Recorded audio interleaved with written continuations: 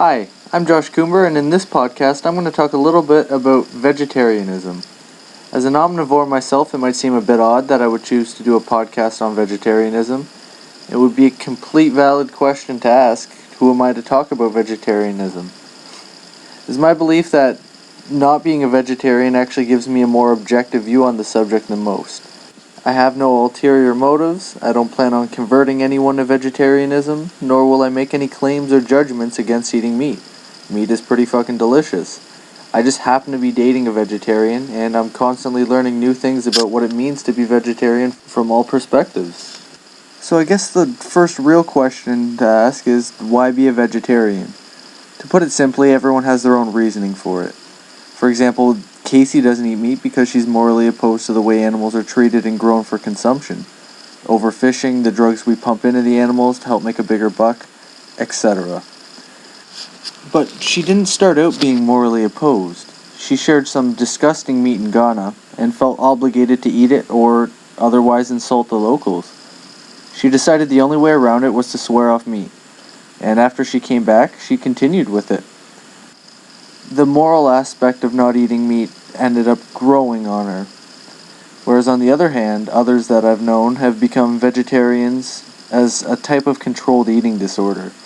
They've considered themselves unattractive or overweight and decided that not eating meat would help them lose that weight.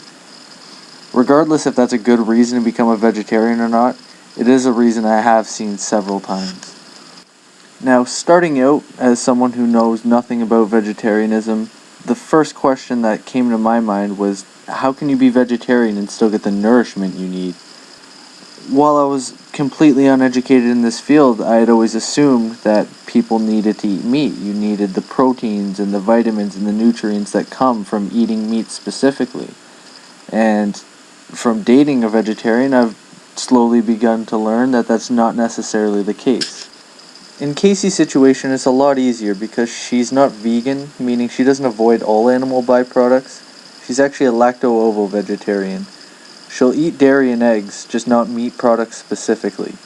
This still allows her to get all the protein, fat, calcium, iron, zinc, and fiber that she needs, just without the high cholesterol, the high levels of saturated fats, and high risk of foodborne illness.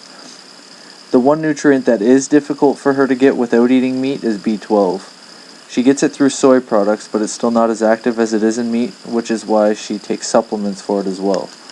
Now, aside from the obvious in her case, being able to get fat and calcium from eggs and dairy products, she also uses things that are called meat replacements. That naturally leads to the question of what kind of foods can be considered meat replacements. Meat replacements are essentially just the vegetarian foods that you can eat that are high in protein, iron, zinc, fiber, and everything you would normally be missing from a meatless diet. The biggest ones that I've been made aware of, and that are delicious, I might add, are chickpeas, lentils, beans, and quinoa. These will be the cornerstone ingredients for all the vegetarian recipes I mentioned throughout these podcasts, because they become some of my favorite foods and can be used in countless numbers of dishes. Chickpeas are great, and probably my favorite, because they're filled with all the fats that you would need that aren't saturated. They give plenty of the dietary fiber that you need throughout the day, and they're filled with protein and all the other vitamins that you would get through meat otherwise. Now, lentils have less fat in them than chickpeas do, but they also contain almost twice as much fiber and twice as much protein, and just as many of the vitamins that you need. Beans, nutrition-wise, look almost identical to lentils, and quinoa is much higher in the unsaturated fats that you need, whereas it's lower in the fiber and a bit lower in the protein and vitamins as well.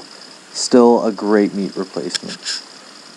In conclusion, I'm not a vegetarian by any means, nor am I an expert on the subject, but I believe in later podcasts I'll be able to give a different perspective on things than any other available online source, because I really can see both sides.